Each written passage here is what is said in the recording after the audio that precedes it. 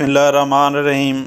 Hello everyone and अस्सलाम वालेकुम। मैं हूं डॉक्टर मोहम्मद शाहिद। मेरे चैनल डॉक्टर वेटरनरी क्लिनिक में खुश आमदीद। इस वीडियो में मैं आपको ये बताऊंगा कि जब गायें हीट में आती हैं तो क्या क्या अलामात ज़ाहिर करती हैं और गायों में टीका रखने का सही वक्त क्या है, ताकि अगर आप टेक्नीशियन हैं या डॉक्टर हैं आप सही वक्त पर टीका रखें, या अगर आप जानवर के मालिक हैं तो आपके पैसे और वक्त बचाया जा सके।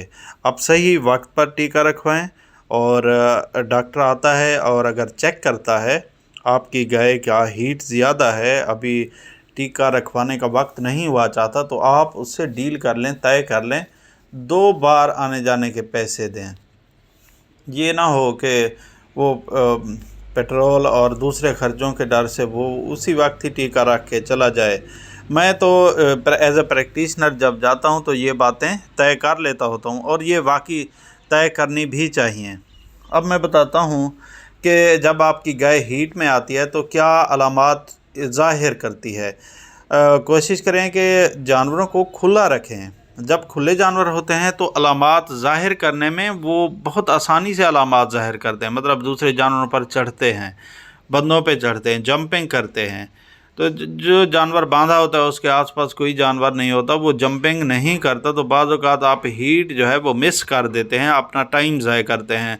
तो अगर आप टाइम ज़ाय करेंगे तो एक गाय एक दिन का अगर 100 रुपया खा रही है, मैं मिसाल दे रहा हूँ, वैसे तो 100 से ज़्यादा खा रही है, तो 21 दिन भी आगे चली जाती है, एक हीट मिस हो जाती है, दोबारा फिर वो 20 दिन के बाद हीट में आएगी, तो फिर आपका 2000 ज़ाय हो गया।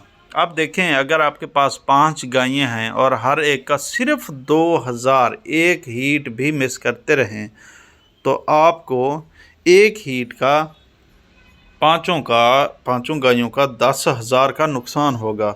अब मैं बताता हूँ कि इनके हीट साइन क्या हैं।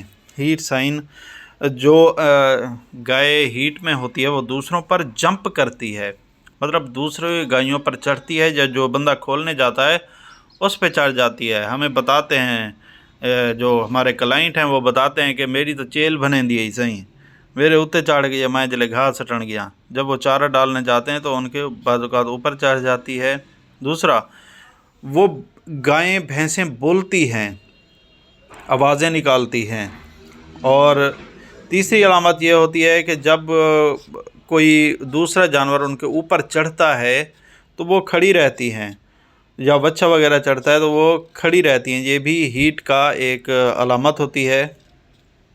और कुछ गायें गूंगी होती हैं, कोई आवाज़ें नहीं निकालती, उनको दूसरों पर चढ़ने का मौका भी नहीं मिलता, दूसरा जानवर भी उन पर नहीं चढ़ता, तो वो सिर्फ तारें करती हैं, मतलब वाहुक, कुछ लोग वाहुक कहते हैं, कुछ कहते हैं कि तारें करती हैं, यानी पीछे उनकी पीछे से वो पेशाब वाली जगह से तारें फेंकती हैं या सिक्रीशन निकलती है। अब मैं ये बताता हूँ कि आपने किस वक्त पे टीका रखना है। अगर गाय दूसरी गायों पे जंप कर रही है, मतलब चढ़ रही है, तो उसको जब आपने देखा कि वो जंप कर रही है उसके 18 घंटे बाद टीका रखें। और अगर कोई दूसरा जानवर उस पर चढ़ता है, वो खड़ी रह गई आराम से, तो उस वक्त के 12 घंटे बाद टीका रखें। अगर आपका जानवर बोल रहा है, आवाज़ें निकाल रहा है, तो उसके 12, जब वो चुप करे तो चुप करने के 12 से 14 घंटे के बाद टीका रखवाएं। याद रहे कि जो ओवुलेशन होती है या बैज़ादानी से अंडे का अखराज होता है वो हीट के ख़त्म होने के 12 से 14 घंटे के बाद होता है। तो करना ये चाहिए कि ओवुलेशन से, यानी हीट जब ख़त्म हो जाती है तो उसके 12 से 14 घंटे बाद क्या होगा, अंडा खारिज होगा।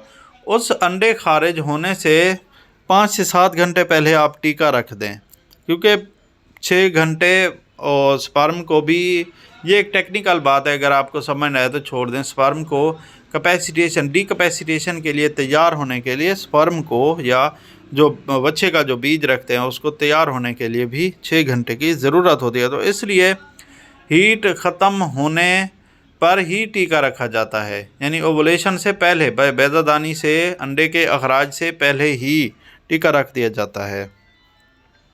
अब